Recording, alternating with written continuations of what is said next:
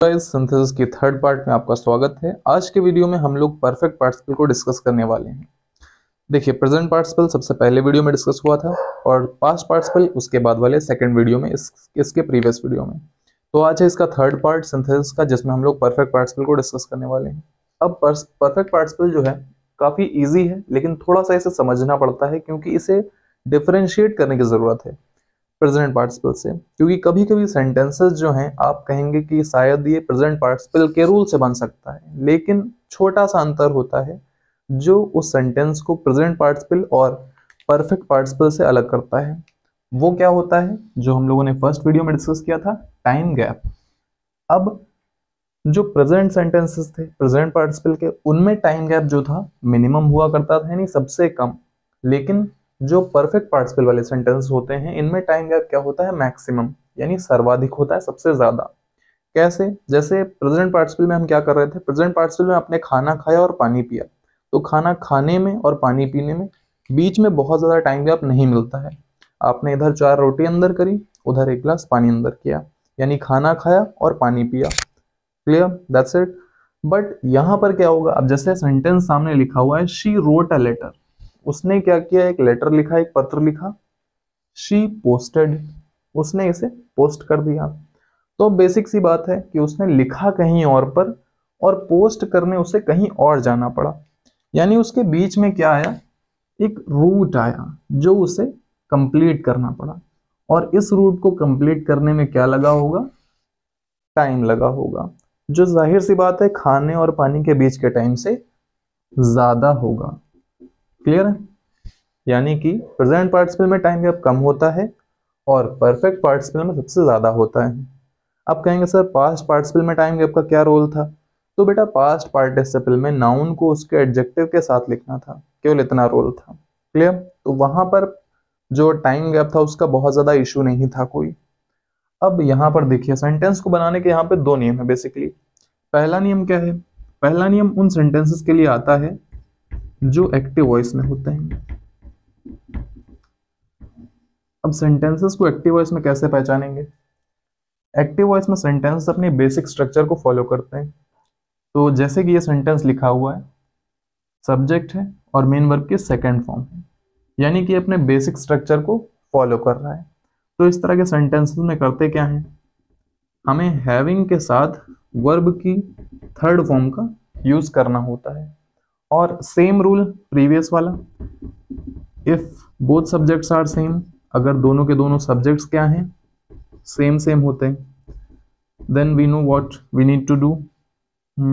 If both subjects are same, remove the first one, remove the first one, पहले वाले को हटा देना है।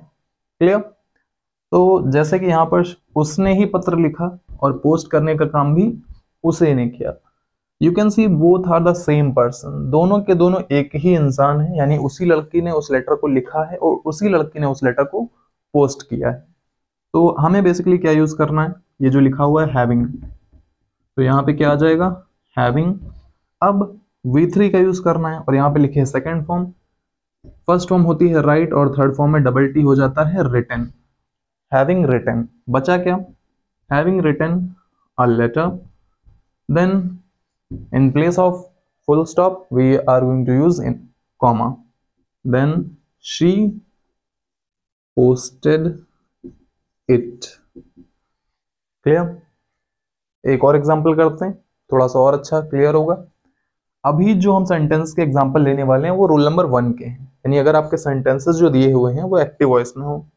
एक्टिव वॉइस में पहचानने का तरीका सिंपल सा है, वो बेसिक सेंटेंस जो होते हैं आपके टेंसेस, उन स्ट्रक्चर को फॉलो करना चाहिए। अब इसके लिए आपको टेंसेस का नॉलेज जरूरी है, राइट? तो उससे पहले थोड़ा सा टेंसेस आप लोग रिवाइज कर लेना। अब आ जाइए सेकंड एग्जांपल पे। अब जो सेकंड एग्जांपल है उसमें भी कुछ कर लेते हैं अच्छा सा, जैसे कि they prepared everything, they wrote the best in the exam. बहुत ही सिंपल सेंटेंस है और ये सबके लिए अप्लाई होता है। सबके लिए कैसे अप्लाई होता है, सेंटेंस का सेंस समझ लें, बहुत ही ज़्यादा अच्छा है। दे प्रिपेयर्ड एवरीथिंग, उन लोगों ने क्या किया, प्रिपेयर्ड यानी तैयार किया, एवरीथिंग यानी सब कुछ, उन्होंने क्या किया, सब कुछ तैयार कर लिया। दे wrote the best in the exam, और फिर उन लोगों ने क्या किया, रोट उन्होंने लिखा, द बेस्ट यानी सबसे अच्छा, इन द एग्जाम यानी उस परीक्षा में। तो उसका रीज़न क्या था भाई, उन्होंने इतनी अच्छी तैयारी करी कि उन्होंने उस परीक्षा में सबसे बढ़िया प्रदर्शन किया, सबसे अच्छा लिखा। तो अब ये सोचो, तैयार किया और पेपर में लिखने में लगा टाइम। तैयार कब किया था, पेपर में कब लिखा।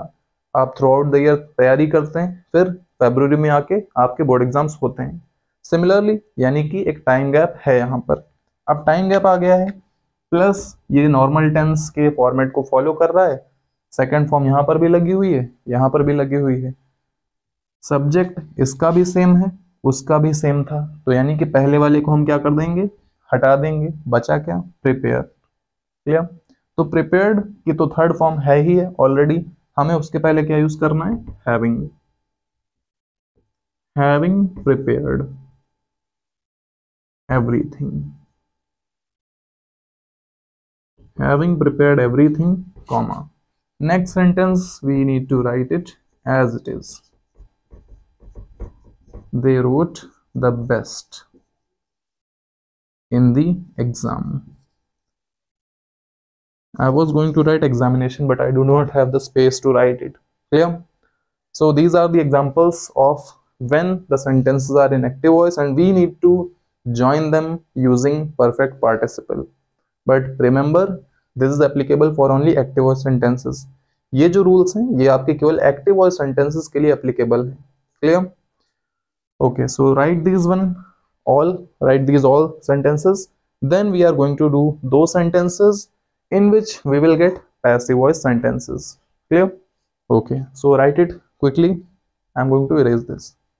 तो दोस्तों, परफेक्ट पार्टिसिपल में अगर आपके सेंटेंसेस पैसिव वॉइस में आपको मिल जाते हैं तो उन्हें कैसे सॉल्व करना होता है, बहुत ही सिंपल है। पैसिव वॉइस वाले सेंटेंसेस में आपको बस हैविंग बीन का यूज करना होता है और वर्ब के थर्ड फॉर्म का प्रयोग करना होता है। अगर आपने एक्टिव पैसिव पहले ही पढ़ रखी है तो आपको पता होगा कि हैज हैव के साथ हम किसका यूज करते हैं, बीन का। Similarly we are using been with having, having के साथ भी हम बीन का ही यूज कर रहे हैं और वर्ब के थर्ड फॉर्म का यूज कर रहे हैं। लेकिन ऐसा आपको तभी करना है, you have a limit, when your given sentences are in passive voice, one of them, उनमें से एक सेंटेंस आपका पैसिव वॉइस में होना चाहिए, तभी आप having been plus third form का यूज कर सकते हो, otherwise you can not. Okay, so पहला जो एग्जांपल हमारा लिखा हुआ है, she was punished, she was sad, उसे पनिश किया गया, मीन्स बाय समवन, यानी किसी के द्वारा उसे किया गया। अब अगर आपको पैसिव वॉइस पहचानना नहीं आता है तो बेसिक सिंपल से रूल याद रखिए कि बी के साथ कभी भी थर्ड फॉर्म एक्टिव वॉइस में नहीं आती है, पैसिव वॉइस में ही आती है। Now what is be, be में आपके 5 वर्ड होते हैं, as you all know, is, am, are and was, were for the past. Clear? And we never use has, have plus been in active voice with third form. Clear? If it is there, अगर ये been वहां पर है और third form लगी हुई है with these two or even with this one, so the sentence is in passive voice. Clear?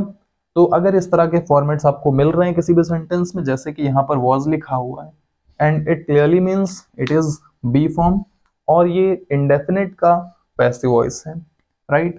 तो हमें बस सिंपल सा एक काम करना है, शी को रिमूव कर देना है and without the subject there can wow I am stuck here.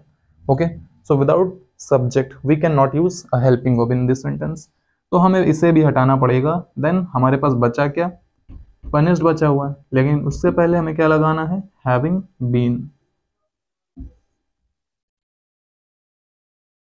Having been punished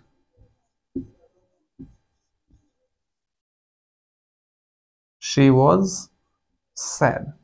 Clear? Now here comes the second one. अब दूसरे वाले को जरा आप आंसर करने की कोशिश करिए। they were called, उन्हें बुलाया गया, it means they were called by someone, किसी ना किसी ने तो उन्हें बुलाया गया होगा। Okay, they were called, was were plus third form, clear. We can use they had been called, उन्हें बुलाया गया था, राइट, ये भी यूज कर सकते हैं।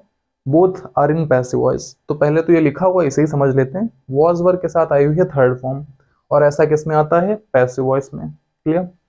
अब हमें करना क्या है, हमें यहाँ पर देखना है कि क्या कुछ ऐसा है क्या। देखिए यहाँ लिखा हुआ है दे वर कॉल्ड, उन्हें बुलाया गया, तो क्या दे से मिलता जुलता कुछ अगले सेंटेंस में आपको मिल रहा है, देम ऑब्जेक्टिव केस है, क्लियर। तो बस आपको यहां पर क्या करना है, इन दोनों चीजों को हटाकर हैविंग का यूज करना है, हैविंग बीन कॉल्ड, कॉमा, अब जो सेकंड सेंटेंस है वो सेम एज अबव आपको नोट कर देना है। And for God sake do not copy this, most of you always do, so for God sake don't copy this from here, इससे यहाँ से कॉपी मत कर देना ज्यों का त्यों, वरना ज्यों का त्यों ही नंबर मिलेंगे, उसका तो मुझसे कंप्लेन मत करना कि सर ज्यों का त्यों नंबर क्यों मिले, because you did so you got, okay. Okay, now this is it for today guys. I hope you enjoyed this video, and if this video was helpful, make sure you share with your friends. See you in the next video. Till then, keep watching, keep learning. Bye bye.